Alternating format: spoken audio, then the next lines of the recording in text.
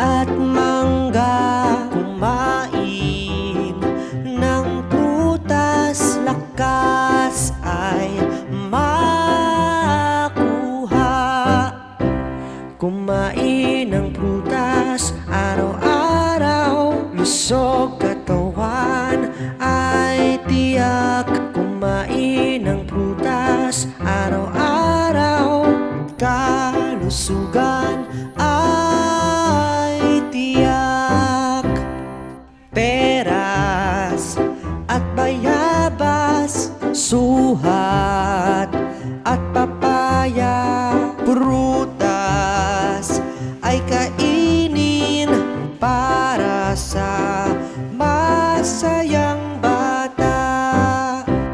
Kumain ng prutas araw-araw, lusog katawan ay tiyak. Kumain ng prutas araw-araw, kalusugan ay tiyak.